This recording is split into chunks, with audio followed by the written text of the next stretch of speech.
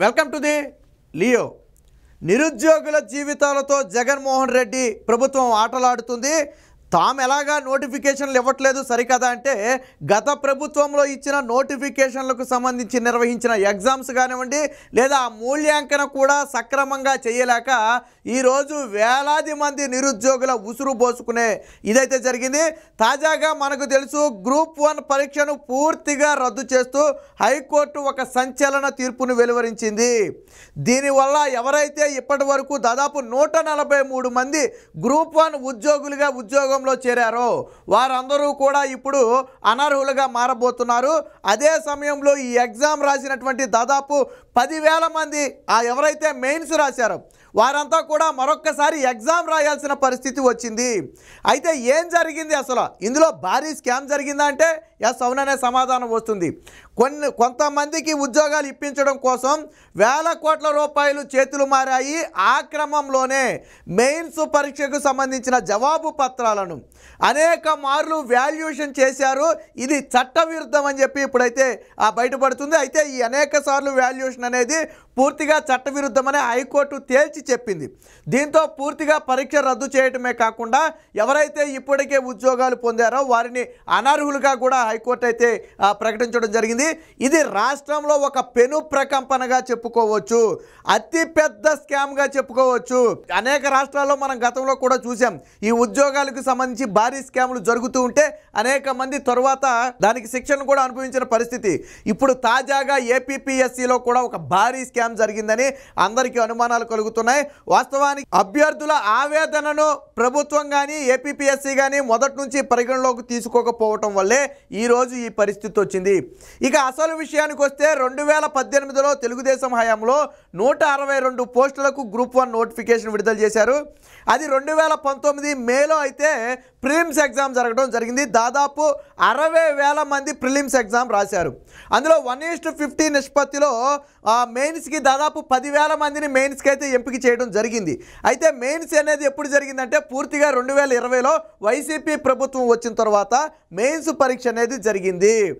అయితే అక్కడి నుంచి అసలు కథ మొదలైంది. అయితే గతంలో ఉదయభాస్కర్ ఏపీపీఎస్సీ చైర్మన్గా ఉన్న సమయంలో ఆయన నిక్కచ్చిగా వ్యవహరించేవాడు. కానీ ఆయన అధికారాలను పూర్తిగా లాగేసుకుని కనీసం ఆయనకు ఆఫీసు కూడా ఇవ్వకుండా వేధించి అప్పట్లో ఆ కార్యదర్శిగా ఉన్నటువంటి రామాంజనేయులు అనే వ్యక్తికి అయితే పూర్తి బాధ్యతలు అప్పగిస్తే ఆయన ఆధ్వర్యంలోనే అది మొత్తం కూడా జరగడం జరిగింది. అయితే మెయిన్స్ పరీక్ష వాస్తవానికి నోటిఫికేషన్ ఇచ్చినప్పుడు దాన్ని మాన్యువల్ పద్ధతిలో దిద్దుతామని చెప్పి వాల్యుయేషన్ చేస్తామని చెప్పి ఉంది. అంటే ఆ చేతితోనే దిద్దాలన్నమాట. చేతితో దిద్ది పరీక్షా పేపర్ని మార్కులు వేయాలి మెయిన్స్కి. కానీ ఏపీపీఎస్సీ ఏం చేసింది, అప్పుడు కరోనా ఉందని చెప్పి దీన్ని డిజిటల్ పద్ధతిలో మూల్యాంకనం చేశారు. అప్పుడు చాలామంది అభ్యర్థులు కోర్టుకు వెళ్ళారు. వాస్తవానికి ఏపీపీఎస్సీకి విన్నవించుకుంటే వాళ్ళు పట్టించుకోవాలి. అప్పుడు కోర్టుకు వెళ్ళారు. నోటిఫికేషన్లోనేమో మాన్యువల్లో దిద్దుతామని ఉంది, కానీ వీళ్ళు డిజిటల్ పద్ధతిలో దిద్దారు. దీనివల్ల అనేక మంది అభ్యర్థులు నష్టపోతున్నారని చెప్పి కోర్టుకు కూడా వెళ్ళటం జరిగింది. అయినప్పటికీ కూడా వీళ్ళు పెద్దగా పట్టించుకోలేదు. తరువాత కోర్టు నోటిఫికేషన్లో ఒకలాగా ఇచ్చి మీరు ఒకలాగా ఎలా దిద్దుతారు, ఖచ్చితంగా మాన్యువల్ పద్ధతిలోనే దిద్ది ఫలితాలు విడుదల చేయాలని చెప్తే మాన్యువల్ పద్ధతిలో దిద్దారు. కానీ ఒక్కసారి కాదు 2 సార్లు దిద్దారట. ఎందుకు, మొదటిసారి మాన్యువల్ పద్ధతిలో దిద్దినప్పుడు వారికి కావాల్సిన వాళ్ళు అందులోకి రాలేదు. సో ఆల్రెడీ దిద్దేశారు కాబట్టి వారికి కావాల్సిన వాళ్ళు అందులోకి రావాలి అంటే మళ్ళీ దిద్దాలి. రెండోది, గతంలో 326 మంది ఇంటర్వ్యూలకి డిజిటల్ విధానంలో దిద్దినప్పుడు 326 మంది అభ్యర్థులు ఇంటర్వ్యూకి అటెండ్ అయితే అంటే ఇంటర్వ్యూకు క్వాలిఫై అయితే మాన్యువల్ పద్ధతిలో దిద్దేటప్పటికి అందులో 202 మంది అనర్హులైపోయారు. అంటే కేవలం 120 మంది సుమారు మాత్రమే అర్హులుగా ఉన్నారు. అంటే వ్యత్యాసం అనేది భారీగా ఉంది. ఇంత వ్యత్యాసం అనేది భారీగా ఉండటం దాదాపు 70% వ్యత్యాసం ఉంది. ఇంత వ్యత్యాసం ఉండేటప్పటికి ప్రజలకు బయట కూడా అనుమానాలు వస్తాయి, కోర్టుకు కూడా అనుమానాలు వస్తాయి. ఆ ఉద్దేశంతోనే మరొక్కసారి మాన్యువల్ పద్ధతిలో కోర్టు దిద్దమని చెప్పింది ఒక్కసారి మాన్యువల్ విధానంలో, వీళ్ళు రెండవసారి కూడా మాన్యువల్ విధానంలో దిద్ది అప్పుడు ఫలితాలను ప్రకటించారు. దీని మీద అభ్యర్థులు మరొకసారి కోర్టుకు వెళ్ళారు. ఏమని, అసలు డిజిటల్ విధానంలో దిద్దిన దానికి మాన్యువల్ విధానంలో దిద్దిన దానికి ఎక్కడా కూడా పొంతం లేదు. మాన్యువల్ విధానంలో కూడా వీళ్ళు 2 సార్లు దిద్దారు. ఎందుకు అంటే వీళ్ళకి కావాల్సిన వాళ్ళని అందులో పెట్టుకోవటానికి. సో దీని వెనక భారీ కుట్ర ఉందని చెప్పి కోర్టుకు వెళ్తే దీని మీద పూర్తి విచారణ చేసిన హైకోర్టు అయితే ఎవరైతే నిరుద్యోగ అభ్యర్థులు చేసిన అభ్యర్థన ఉందో దాంతో ఏకీభవించింది. ఇలా డిజిటల్ విధానంలో దిద్దటం అనేది ఒకతో తప్పు అయితే మాన్యువల్ విధానంలో 2 సార్లు అంటే ఒక ఎగ్జామ్ పేపర్ని పలుమార్లు దిద్దటం అనేది చట్ట విరుద్ధమే. ఖచ్చితంగా ఇందులో ఏదో అవకతవకలు జరిగాయనే అనుమానాలు కలుగుతున్నాయి. కాబట్టి దీనివల్ల లబ్ధి పొందిన వారిని ఇప్పుడు గుర్తించడం సాధ్యపడదు. కాబట్టి ఈ పరీక్ష మొత్తాన్ని రద్దు చేయటం మాత్రమే ఉత్తమమైన మార్గం. నిజమైన అర్హులకు లబ్ధి చేకూరాలి అంటే ఈ ఎగ్జామ్ని రద్దు చేయాలి. ఎందుకంటే దొడ్డిదారిని ఎవరైనా లబ్ధి పొందారా అనేది గుర్తించాలంటే ఇప్పటికిప్పుడు సాధ్యం కాదు. ఆల్రెడీ 143 మంది 162 పోస్టుల్లో 143 మందికి ఆల్రెడీ పోస్టింగ్ ఇచ్చేశారు. సో వాళ్ళంతా కూడా ఉద్యోగులుగా చేరిపోయారు. ఇప్పుడు వాళ్ళందరి పరిస్థితి అగమ్య గోచరంగా మారింది. అయితే ఒక నిబంధన ఉంది, అది కూడా కోర్టే గుర్తు చేసింది.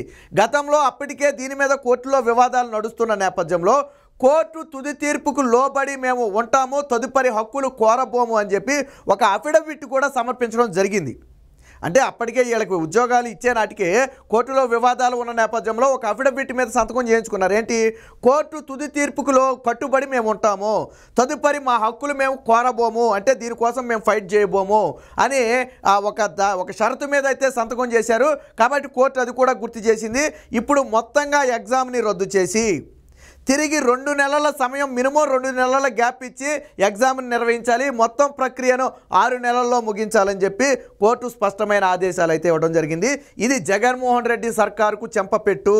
ఏపీపీఎస్సీలో ఉన్న అవకతవకలకు ఇది ఒక నిదర్శనం. గతంలో చూడండి, ఉదయ భాస్కర్ వెళ్తే ఆఫీస్కి తాళాలు వేసేసి ఆయనకి సెక్యూరిటీ ఇవ్వకుండా, ఆయనకి డ్రైవర్ని ఇవ్వకుండా, కారుని ఇవ్వకుండా అనేక రకాలుగా వేధిస్తే ఆయన ఉండలేక వెళ్ళిపోయాడు. ఆయన బయటికి వెళ్ళిపోయిన తర్వాత ఇష్టారాజ్యంగా ఏపీపీఎస్సీలో వాళ్ళ వైసీపీ పార్టీ నాయకులనే సభ్యులుగా పెట్టుకున్నారు.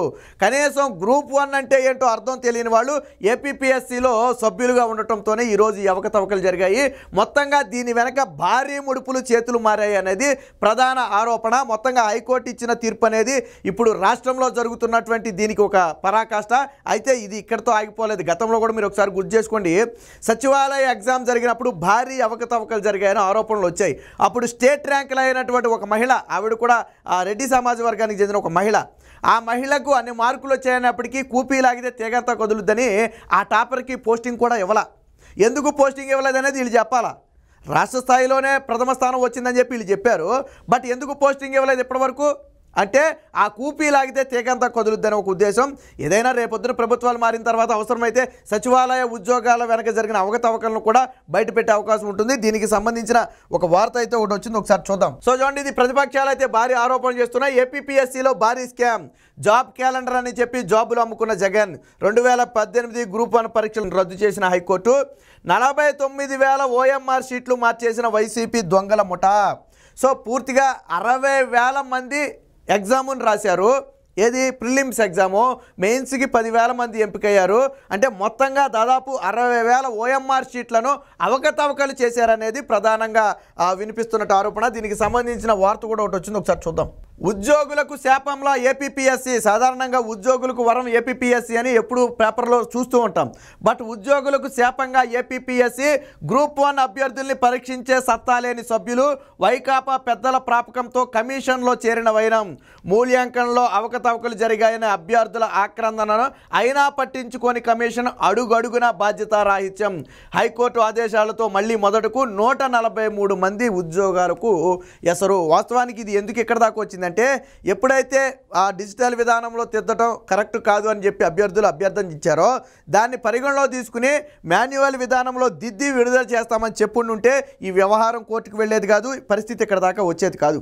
ఎప్పుడైతే మీ మాట మేమెందుకు వినాలని చెప్పి ఏపీపీఎస్సీ నిర్లక్ష్యంగా వ్యవహరించిందో, బాధ్యతారాహిత్యంగా వ్యవహరించిందో, అప్పుడు అభ్యర్థులు కోర్టు మెట్లు తొక్కాల్సి వచ్చింది.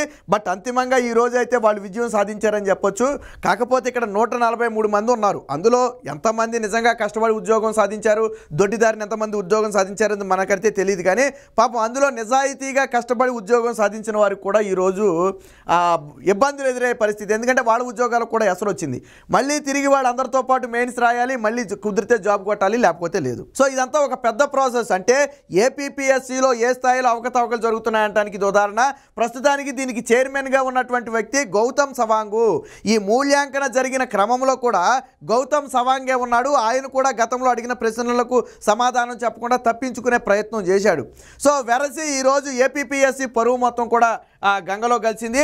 ఒక రకంగా చెప్పాలంటే ఉద్యోగుల జీవితాలతో నిరుద్యోగుల జీవితాలతో ఏపీపీఎస్సీ ఆటలాడింది. దీని వెనక భారీ ముడుపులు చేతులు మారాయి అనేది బహిరంగ సత్యంగానే కనపడుతుంది. ఎవరికో కొంతమందికి లబ్ధి చేకూర్చడం కోసమే ఇన్నిసార్లు మూల్యాంకన చేసి లేదా డిజిటల్ విధానంలో మూల్యాంకన చేసి మొత్తంగా అభ్యర్థుల జీవితాలతో అయితే ఆటలాడారు. ఒకప్పుడు టీడీపీ హయాంలో కానివ్వండి లేదా చంద్రబాబు గారి హయాంలో కానివ్వండి అనేక సందర్భాల్లో గ్రూప్ అంతెందుకు టీడీపీ హయాంలోనే గ్రూప్ 1 జరిగింది, గ్రూప్ 2 జరిగింది, దాని పోస్టింగ్లు ఇచ్చారు, ప్రిలిమ్స్ అన్నీ అయిపోయినాయి. బట్ ఎప్పుడు అవకతవకలు అనేది రాలా. కానీ జగన్మోహన్ రెడ్డి ప్రభుత్వంలో అసలు ఇప్పటి వరకు గ్రూప్స్కు నోటిఫికేషన్ ఇవ్వలేదు. గతంలో ఇచ్చిన నోటిఫికేషన్ కూడా ఎగ్జామ్ సక్రమంగా నిర్వహించలేకపోయాడు. ఈ ఎగ్జామ్ కూడా సక్రమంగా నిర్వహించలేకపోయిన పరిస్థితి. సో దీనికి ఖచ్చితంగా వైసీపీ ప్రభుత్వమే సమాధానం చెప్పాల్సి ఉంటుంది. సో ఇక్కడ చూడండి, 2020 డిసెంబర్లో నిర్వహించిన ప్రధాన పరీక్షను రానున్న 3 నెలల్లోగా మళ్ళీ నిర్వహించాలని చెప్పింది. 10,000 మంది వరకు మళ్ళీ ఈ పరీక్షలు రాయనున్నారు. హైకోర్టు ఆదేశాలతో ప్రస్తుతం గ్రూప్ 1 అధికారులుగా ఉన్న 143 మంది ఉద్యోగాలు కోల్పోయినట్టే. గత డిసెంబర్ 2018 డిసెంబర్ 31న 162 పోస్టులకి అయితే నోటిఫికేషన్ ఇచ్చారు. అప్పుడు చైర్మన్ అయినటువంటి ఉదయ భాస్కర్ ఆయన ఉన్నంత వరకు ఎప్పుడూ కూడా వివాదాలు రాలా. ఎప్పుడైతే ఏపీపీఎస్సీ చైర్మన్గా ఉదయ భాస్కర్ తప్పుకున్నాడో అప్పటి నుంచి ఇష్టారాజ్యంగా అయిపోయింది. సో ఇక్కడ 2018 గ్రూప్ 1 మెయిన్స్ రద్దు, తాజాగా పరీక్ష నిర్వహించాలని హైకోర్టు ఆదేశం, 6 నెలల్లో ప్రక్రియ పూర్తి చేయాలని స్పష్టీకరణ, ఏపీపీఎస్సీ రాష్ట్ర ప్రభుత్వ తీరుపై తీవ్ర ఆక్షేపణ. సో ఇందులో ఇరువురి నిర్లక్ష్యం అనేది స్పష్టంగా కనపడిందని కోర్టు ఆక్షేపించింది. మూల్యాంకన అనేది నిష్పక్షపాతంగా జరగలేదు, ఇన్నిసార్లు మూల్యాంకన చేయడం అనేది చట్టవిరుద్ధం, ఏదో లబ్ధి కోసమే ఇన్నిసార్లు మూల్యాంకన చేశారు అనేది కూడా ప్రధాన వాదన. దాంతో కూడా కోర్టు కూడా ఏకీభవించింది. కాబట్టి ఇప్పుడున్న పరిస్థితుల్లో ఎగ్జామ్ని రద్దు చేస్తేనే నిజమైన అర్హులకు లాభం చేకూరుతుందనే ఉద్దేశంతో 2 నెలల సమయం ఇచ్చి మొత్తంగా 6 నెలల్లో అయితే ఈ పరీక్షను అయితే పూర్తి చేయాలని చెప్పారు. ఏది ఏమైనప్పటికీ జగన్మోహన్ రెడ్డి ప్రభుత్వంలో ఒక అతిపెద్ద భారీ స్కామ్ అయితే గ్రూప్ 1గా మిగిలిపోతుంది. జగన్మోహన్ రెడ్డి చివరికి 5 ఏళ్లలో గత ప్రభుత్వంలో ఇచ్చినటువంటి నోటిఫికేషన్కి సంబంధించి ఎగ్జామ్ నిర్వహించి ప్రిలిమ్స్ కూడా అప్పట్లోనే జరిగిపోయింది. జగన్మోహన్ రెడ్డి వచ్చిన తర్వాత జరిగింది ఏంటంటే మెయిన్స్ మాత్రమే. వాస్తవానికి ఈయన కొంచెం వాయిదా వేశాడు మెయిన్స్ని, దాన్ని కూడా సక్రమంగా నిర్వహించలేకపోయాడు. 5 ఏళ్ల సమయంలో ఒక ఎగ్జామ్ని మూల్యాంకన చేసి దాని ఫలితాలు విడుదల చేయలేని స్థాయిలో ఈరోజు ఏపీపీఎస్సీ కూరుకుపోయింది. వైసీపీ ప్రభుత్వం అంతే అవకతవకలు ఏ స్థాయిలో ఉన్నాయో అర్థమవుతుంది. మొత్తంగా దీని వెనక భారీ స్కామ్ ఉందని ప్రతిపక్షాలు చేస్తున్న ఆరోపణలకు ఇప్పుడు జరుగుతున్న వాటిని పరిశీలిస్తే అది నిజమేననే అనుమానాలు అయితే బలంగా కలుగుతున్నాయి.